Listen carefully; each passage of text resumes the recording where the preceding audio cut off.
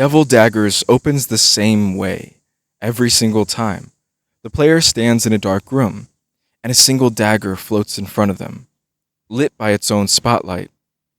Touching it triggers a hard cut to the game's only setting, a small stone platform suspended somewhere in hell. Surrounded on all sides by darkness, there's no dialogue, no cutscene, no text of any kind, explaining who the player is or why any of this is happening. The game doesn't build toward an explanation later either. This absence is total and permanent, by design, not an unfinished thread. The player's only tool is their own hand, which fires daggers, implied by the game's visual design to be made of blood rather than metal, from the fingertips. The goal is stated nowhere in-game beyond the obvious: survive as long as possible against whatever comes out of the dark. The arena has no walls, no cover, and no way to regenerate health, because there is no health system at all. A single touch from an enemy ends the run instantly. This turns the entire game into a problem of constant spatial awareness, rather than combat attrition. The player has to track every enemy on the platform simultaneously while moving fast enough, usually via strafing or bunny hopping to build extra speed, to avoid ever being caught standing still. Enemies escalate on a fixed timer, rather than in response to anything the player does.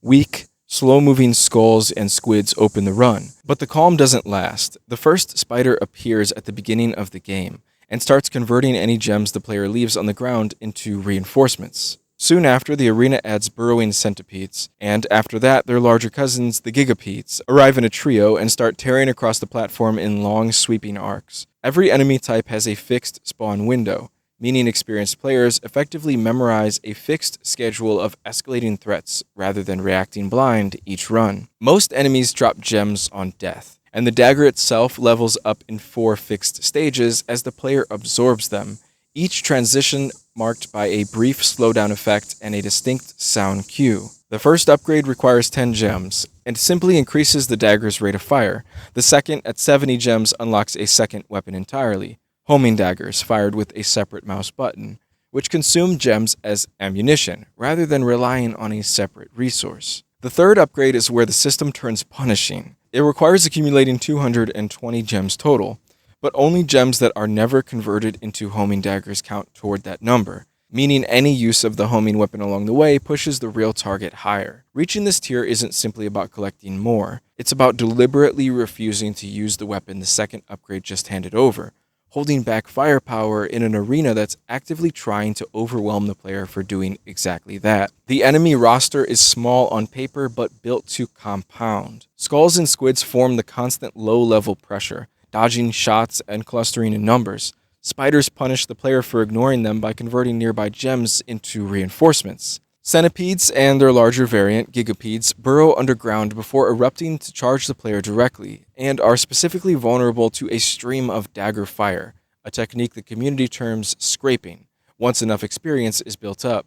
The ghostpede, appearing later still, can't be damaged by homing daggers at all, since they pass through it, forcing players to fall back on direct fire against one of the toughest enemies in the game, just as the arena is at its most crowded. None of these enemies are explained in-game beyond their appearance and behavior. Everything a player knows about how they work, what to prioritize, what's safe to ignore, comes from repetition and later from the community's own documentation, rather than anything the game states directly. Devil Daggers was developed by Sorath, an independent studio based in Melbourne, Australia, formed by Matt Bush, previously a member of the team behind Dust Force. The game's rendering engine and art direction were deliberately built to recall the look of first-person shooters from the 1990s. Unfiltered, low-resolution textures, jittering polygons, and warping effects that mimic the visual artifacts of early 3D hardware, rather than the smoothed, high-fidelity presentation typical of the era it was actually released in. Critics writing about the game consistently compared its movement and shooting feel to Doom and Quake, citing the same turbocharged sense of speed those games were built around. The game released on Steam for Windows in February of 2016,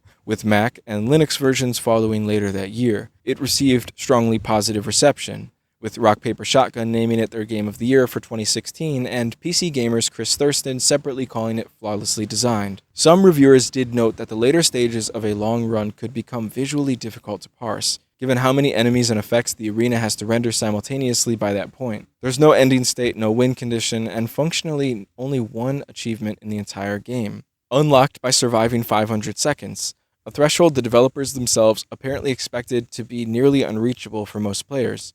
In the weeks after release, a single-player, streamer and YouTuber Draku became the first person to unlock it, edging just past the 500-second mark before being caught from behind. The game's only persistent structure is its global leaderboard, which ranks every player by their single best survival time, and lets anyone watch a downloadable replay of any run on the board, from either a first-person perspective or an overhead view. Leaderboard names change color at set survival thresholds: bronze at 60 seconds, silver at 120, gold at 250, red at 500, up through an animated tier for anyone who breaks 1,000 seconds, turning the leaderboard itself into a visible marker of where a given player stands relative to the game's outer limits. Community-run sites and tools eventually grew up around this system entirely outside the game itself, tracking spawn timings, strategy guides, and world record progression in detail the game never provides on its own.